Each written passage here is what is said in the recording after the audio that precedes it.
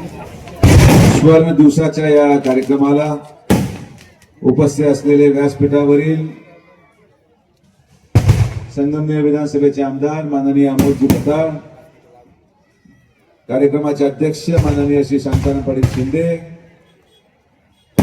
माननीय श्री मारुतीजी मेंगाळ, माननीय श्री संदीपजी गायकवाड, गावातील सरपंच माननीय सौ कविताताई शिंदे, माननीय श्री रोहितजी चौधरी, आरपीआयचे माझे मित्र माननीय श्री आशिष भाऊ शेळके, माननीय राहुलजी दिघे, माननीय अरुणजी शिंदे, माननीय प्रभाकरजी गुळवे आणि सालाबाद प्रमाणे ज्यांनी या कार्यक्रमाचं अतिशय भव्य आयोजन केलं असे माझे दोन सहकारी माननीय सचिनजी शिंदे, माननीय पप्पूजी गाडे, उपस्थित असलेले व्यासपीठावरील पंचकृषीमधून आलेले सर्व सन्माननीय पदाधिकारी, समोर बसलेले आमच्या तमाम माता भगिनी, आलेले सर्व पंचकृषीमधून रहीमपूर, झोरमे, ओझर, मनोली, कोल्हेवाडी या सगळ्या परिसरातून आलेले माझे तमाम आदिवासी बांधव, सन्माननीय आलेले पत्रकार आणि मित्रांनो, सर्वात प्रथम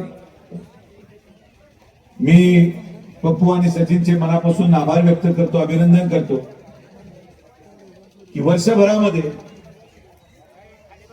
अहिल्यानगर जिल्ह्यामध्ये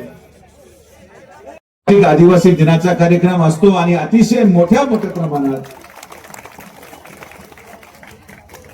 अतिशय भव्य स्वरूपात मिरवणूक काढून या पंचकृषीतल्या तमाम आदिवासी समाजाच्या बांधव आणि भगिनींना एक आनंदोत्सव साजरा करायची संधी देण्याचं काम हे दोन युवक आणि यांचे सर्व मित्र परिवार करतात.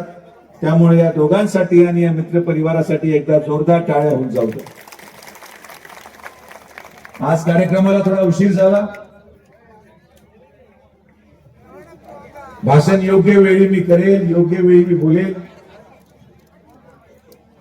पण मला आनंद या गोष्टीचा आहे जागतिक आदिवासी दिनानिमित्त जो संकल्प आपण मागच्या वेळेस केला तो आपण पूर्ण केला. पुढच्या वेळेस आल्यावर देखील सगळे कामं झालेले असणार आहेत. कारण की जर पदाचा वापर, मंत्रीपदाचा वापर, आमदारकी पदाचा वापर जर मीच तुम्हाला म्हटलो की नियमात नाही तर त्या पदाचा आम्हाला काही उपयोग नाही. मंत्री असून जर एखादा मंत्री हे म्हणत असेल की एखाद्या आदिवासी समाजाचा प्रश्न नियमात बसत नाही, असा कुठलाच नियम नाही जो समाजाला न्याय देण्यासाठी बंधन करतो. आपण आपले नियम स्वतः बनवतो आणि ज्या नियमाने समाजाचा उद्धार आहे, ज्या नियमाने गरिबांच्या डोळ्यातले पाणी पुसू जाऊ शकतो, ज्या नियमाने गरिबांच्या चेहऱ्यावर हसू येईल, ज्या नियमाने गरिबांचा परिवार एक समृद्ध जीवन जगू शकतो, तोच नियम हा मंत्र्यांना लागू आहे. त्याच नियमाने आम्ही काम करतो. या मतदारसंघामध्ये, या जिल्ह्यामध्ये सातत्याने माननीय नामदार राधाकृष्ण विखे पाटील साहेबांच्या नेतृत्वामध्ये आम्ही काम करत राहू आणि आपण देखील अशाच प्रकारे जिद्दीने, ताकदीने एकजूट राहून आपले प्रश्न मांडत राहा. आम्ही सगळेजण, मी असेल, आमदार अमोल खताळ असतील, मारुती मेंगाळ असतील, संदीप असतील, सगळेजण तुमच्यासाठी अविरतपणे. या समाजाचे मुलं मुख्य प्रवाहात आणायचे असतील तर आपल्याला यांच्या शिक्षणावर भर द्यावं लागेल, यांच्या शिक्षणासाठी धडपड करावं लागेल. हे मुलं शिकले तर यांच्या समाजाला भविष्य आहे, हे मुलं शिकले तर यांच्या परिवाराला आधार आहे. तुझे विखे आयुष्यभर जगू शकत नाही. आपल्याला एक अशी व्यवस्था निर्माण करायची आहे की तुझे विखे या धर्तीवर असे नसेल, पण आदिवासी समाज स्वतंत्र होऊन स्वबळावर, स्वताकदीवर तुमच्याच मुलांच्या माध्यमातून, तुमच्याच मुलांच्या शिक्षणाच्या माध्यमातून तुमचा प्रपंच स्वतंत्रपणे चालू शकेल अशी व्यवस्था या पुढच्या 5 वर्षामध्ये सुजय विखे निर्माण करणार हा शब्द मी तुम्हाला देतो.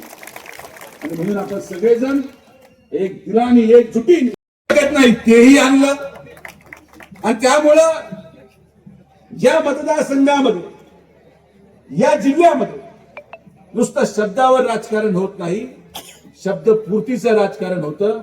आणि शब्दपूर्ती करण्यामध्ये मी आज या व्यासपीठावरून आवर्जून सांगतो की जे 3 दिवसापूर्वी रेल्वेसाठी आंदोलन केलं गेलं, आमचा त्या रेल्वेला कुठलाही विरोध नाही. उलट जर ते काम होणार असेल आणि संगमनेर मार्गे जर रेल्वे जाणार असेल तर सुजय विखे सगळ्यात पुढे उभं राहून त्या गोष्टीचा पाठिंबा देतो, हे पण तुम्हाला सांगतो. पण यामध्ये राजकारण करून, यामध्ये आंदोलन करून, आरोप प्रत्यारोप करून काही साध्य होणार नाही. यामध्ये एकत्रितपणे काम केलं पाहिजे. रेल्वे संगमनेरून गेली पाहिजे, आनंदाची गोष्ट. संगमनेरचा विकास झाला पाहिजे, आनंदाची गोष्ट.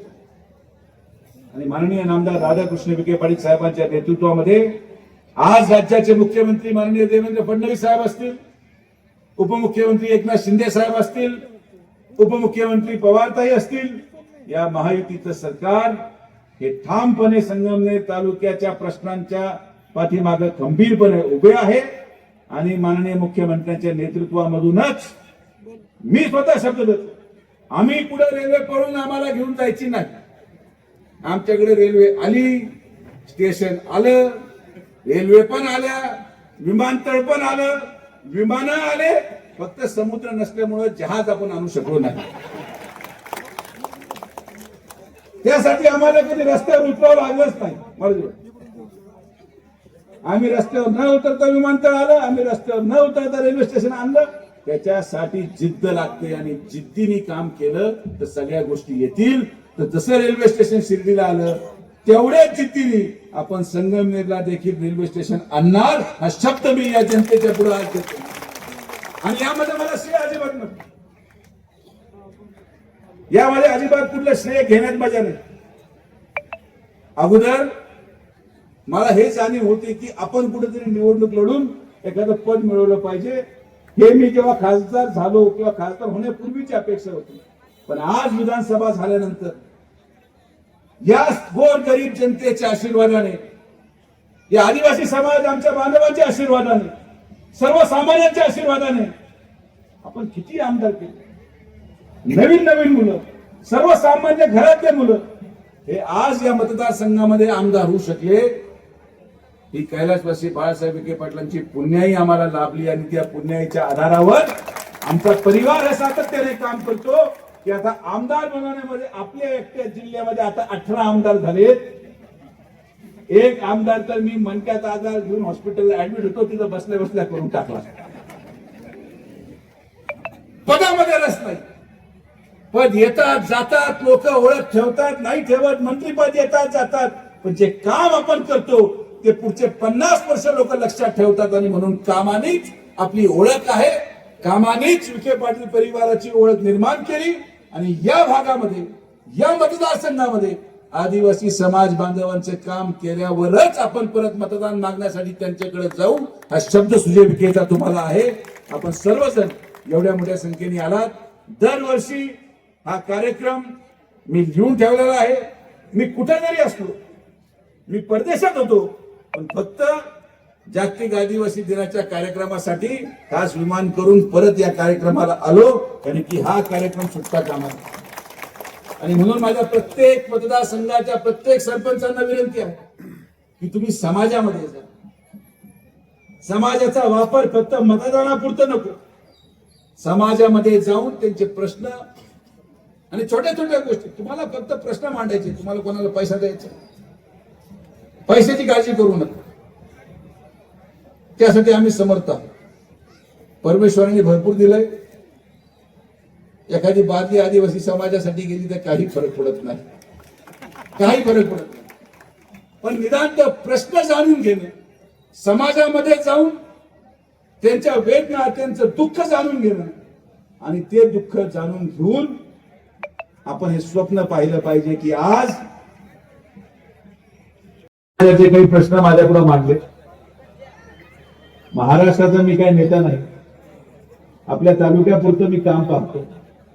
मी मागच्या जयंतीला आल्यानंतर जे शब्द या गावातल्या आदिवासी समाज बांधवांना दिले ते पूर्ण झाल्यानंतरच आज मी परत या गावामध्ये आलेलो आहे. विजेचा प्रश्न होता, आपण ट्रान्सफॉर्मर दिला. आधार कार्डचा प्रश्न होता, 18 वर्षाच्या खालील मुलांना आधार कार्डचा कॅम्प घेऊन आपण आधार कार्ड दिले. त्यांच्या घरामध्ये पाणी जात होतं, आपण चढ उकरून पाणी काढलं. यावर्षी त्यांच्या घरामध्ये पाणी गेलेलं नाही. आणि परत या स्टेजवर शब्द देतो की पुढच्या वर्षी येण्या अगोदर माझ्या भाषणापूर्वी येडूबाईचं सभामंडप पूर्ण झालेलं असेल, हा शब्द सुजय विखे तुम्हाला देतो.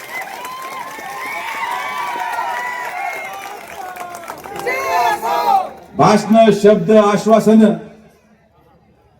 हे या समाजाला 50 वर्षापासून मिळाले.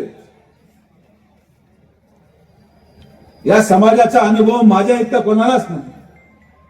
महाराष्ट्राचा मला माहित नाही, पण या शिर्डी विधानसभा मतदारसंघामध्ये विखे पाटील परिवाराच्या प्रती असलेलं प्रेम आणि निष्ठा ही आदिवासी समाजाने 40 वर्ष दाखवलेली आहे. आणि म्हणून त्यांचं प्रत्येक काम, प्रत्येक प्रश्न हा आपण सोडवण्याचं काम तत्परतेने करतो. आणि ही जबाबदारी प्रत्येकाची आहे. नुसतं विभाग उघडून चालणार नाही, नुसतं त्या विभागाला कॅबिनेट मंत्रीपद देऊन चालणार नाही. आदिवासी समाजाचे प्रश्न सोडवण्यासाठी खासदार असतील, आमदार असतील, यांच्यापेक्षा गाव पातळीवरचे सरपंच आणि सचिन आणि पप्पू सारखे कार्यकर्ते जर प्रत्येक गावात झटले तर या महाराष्ट्रामध्ये आदिवासींचे सगळे प्रश्न हे संपलेले आहेत. एक बसू देत नाही. यांनी ट्रान्सफॉर्मर कसा मिळवला मला माझं माहिती. कुठल्याही नियमात न बसणार ट्रान्सफॉर्मर, पण त्यांनी माझ्याकडून घेतलं. जागेचा उतारा नव्हता निघत, ग्रामपंचायतचा उतारा सरपंच शांताराम पाटील असतील आणि या दोन मुलांनी घेऊन ग्रामपंचायतचा उतारा कसा तयार केला मला माहित नाही. आणि आता सभामंडप देखील कुठल्याही नियमात बसत नाही, पण तरी आम्ही पूर्ण करणार. हीच नामदार राधाकृष्ण विखे पाटील साहेबांची काम करायची पद्धत आहे. ज्या गोष्टी सोप्याने मिळतात ते आमच्याकडे लोक मागतच नाही. आमच्याकडे सरळ मार्गाने जे गोष्टी मिळतात त्या तर न मागता मिळतात. मी यांना तेच सांगतो की आम्हाला ते काम सांगा जे होऊ शकत नाही. आपण सर्वजण एवढ्या मोठ्या संख्येने आलात, आपले सगळ्यांचे मनापासून आभार. आपल्या सगळ्यांना जागतिक आदिवासी दिनानिमित्त आमच्या विखे पाटील परिवाराच्या वतीने आणि माननीय नामदार राधाकृष्ण विखे पाटील साहेबांच्या वतीने सर खूप करतो बोललो ते अस्तित्व कधी आहे की जेव्हा संध्याकाळी 8 वाजता देखील माणसाला काम लक्षात पाहिलं, आपलं काम बोलतं, हे काम आपण करून दाखवलं. आणि हे तुमच्या आशीर्वादाने सातत्याने करत राहू. आपण सर्वजण आलात, सगळ्यांचे मनापासून आभार, धन्यवाद. जय हिंद, जय महाराष्ट्र, जय आदिवासी. धन्यवाद दादा. अतिशय मार्मिक आणि कमी शब्दात आपण या ठिकाणी हॅलो अशी जिंदा आहे.